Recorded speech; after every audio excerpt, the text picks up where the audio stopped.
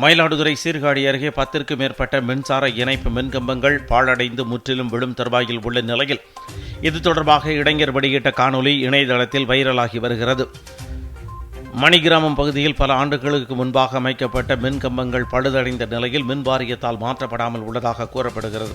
இது தொடர்பாக அப்பகுதி மக்கள் மின் வாரியத்திற்கு பலமுறை தகவல் தெரிவித்தும் மாவட்ட ஆட்சியர் அலுவலகத்தில் மனு கொடுத்தும் இதுவரை எந்தவித நடவடிக்கையும் எடுக்கப்படாததாக கூறி இளைஞர் ஒருவர் வீடியோ வெளியிட்டுள்ளார்.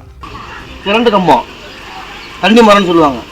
தண்டி மரம் கிட்டத்தட்ட பார்த்தீங்கன்னா எப்போ கரண்ட் கண்டுபிடிச்சி முதல்ல இந்த ஊருக்கு விட்டாங்களோ அப்போ இருந்து தண்டி கம்பம் தான் இருக்குது. இது எத்தனையோ வாட்டி இந்த பூம்புகார் ஈபிக்கு எத்தனையோ வாட்டி மனு கொடுத்தோம். மக்கள் நாங்கள் கோரிக்கை வச்சோம், எதுவுமே கண்டுக்கல. கரண்ட் கம்பி எவ்வளோ கிட்ட போகுது பாருங்க. பச்சை குழந்தைகள் எத்தனையோ பச்சை குழந்தைகள் இருக்காங்க. இந்த இடத்துல வந்து பார்த்தீங்கன்னா எதுவுமே செய்யலைங்க.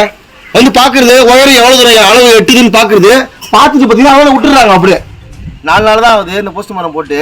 இது கம்பியில் நிற்கிதா இல்லை காங்கிரீட்டில் நிற்கிதான்னு தெரியுது. ஃபுல்லாக முழுவதுமாகவே பச்சை குழந்தைகள் இருக்கு. பள்ளிக்கூடம் போகக்கூடிய எண்ணற்ற மாணவர்கள் இருக்காங்க. லைனில் கீழே அறந்து விழுந்துருச்சுன்னா இதுக்கு முழு பொறுப்பு இந்த பூம்புகார் ஈபி தான் எடுக்கணும்.